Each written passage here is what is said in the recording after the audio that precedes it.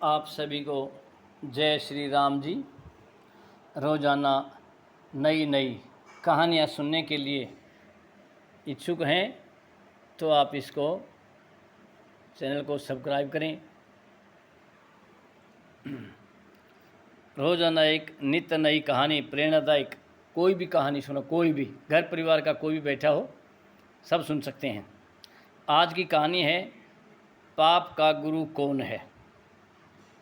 एक पंडित जी कई वर्षों तक काशी में शास्त्रों का अध्ययन करने के बाद गांव लौटे। पूरे गांव में शोहरत हुई कि काशी से शिक्षित होकर आए हैं और धर्म से जुड़े किसी भी पहेली को सुलझा सकते हैं। शोहरत सुनकर एक किसान उनके पास आया और उसने पूछ लिया, पंडित जी आप हमें यह बताइए कि पाप का गुरु कौन है। प्रश्न सुनकर पंडित जी चकरा गए। उन्होंने धर्म व आध्यात्मिक गुरु तो सुने थे, लेकिन पाप का भी गुरु होता है, यह उनकी समझ और ज्ञान के बाहर था। पंडित जी को लगा कि उनका अध्ययन अभी अधूरा रह गया है। वे फिर काशी लौटे, अनेक गुरुओं से मिले, लेकिन उन्हें किसान के सवाल का जवाब नहीं मिला। अचानक एक दिन उनकी मुलाकात एक गणिका से हो गई। गणिका ने वेश्या से हो गई। उसने पंडित जी से परेशानी का कारण पूछा तो उन्होंने अपनी समस्या बता दी। गणिका बोली, पंडित जी इसका उत्तर है तो बहुत सरल है लेकिन उत्तर पाने के लिए आपको कुछ दिन मेरे पड़ोस में रहना होगा। पंडित जी इस ज्ञान के लिए ही तो भटक रहे थे। वह तुरंत तैयार हो गई। गणिका ने अपने पास ही उनके रहने की अलग से व्यवस्था कर दी। पंडित जी किसी के हाथ का बना खाना नहीं खाते थे। अपने नियम, आचार और धर्म परंपरा के कट्टर अनुयायी थे। गणिका के घर में रहकर अपने हाथ से खाना बनाते खाते कुछ दिन तो बड़े आराम से बीते, लेकिन सवाल का जवाब अभी नहीं मिला। वह उत्तर की प्रतीक्षा में रहे। एक दिन गणिका बोली, पंडित जी आपको भोजन पकाने में बड़ी तकलीफ होती है।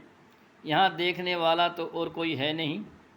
आप कहें तो नहा धोकर मैं आपके लिए भोजन तैयार कर दिया करूं। पंडित जी को राजी करने के लिए उसने लालच दिया, यदि आप मुझे इस सेवा का मौका दें तो मैं दक्षिणा में 5 स्वर्ण मुद्राएं भी प्रतिदिन आपको दूंगी। स्वर्ण मुद्रा का नाम सुनकर पंडित जी विचारने लगे। पका पकाया भोजन और साथ में सोने के सिक्के भी, अर्थात दोनों हाथों में लड्डू हैं। पंडित जी ने अपना नियम, व्रत, आचार विचार, धर्म सब कुछ भूल गए। उन्होंने कहा, तुम्हारी जैसी इच्छा, बस विशेष ध्यान रखना कि मेरे कमरे में आते जाते तुम्हें कोई नहीं देखे।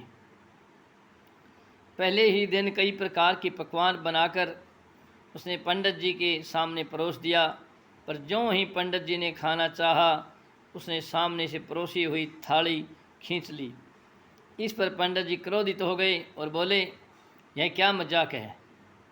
गणिका ने कहा, यह मजाक नहीं है पंडित जी, यह तो आपके प्रश्न का उत्तर है। यहाँ आने से पहले आप भोजन तो दूर किसी के हाथ का पानी भी नहीं पीते थे, मगर स्वर्ण मुद्राओं के लोभ में आपने मेरे हाथ का बना खाना भी स्वीकार कर लिया। ये लोभ ही पाप का गुरु है। मछली आटे के लोभ में आकर अपना गला फंसा देती है। भौरा सुगंधी के लोभ में आकर कभी कभी कमल में बंद होकर अपनी जान से हाथ धो बैठता है।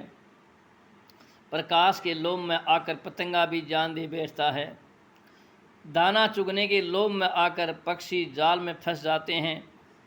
जब ये पशु पक्षी थोड़े से प्रलोभन में आकर बंध में पड़ जाते हैं, प्राण दे बैठते हैं, तो हम तो पूर्णतया लोभ कसाय में ही रंगे हुए हैं। हमारी न जाने क्या दशा होगी। आज का सार यही है, पाप का गुरु लोभ। जय श्री राम।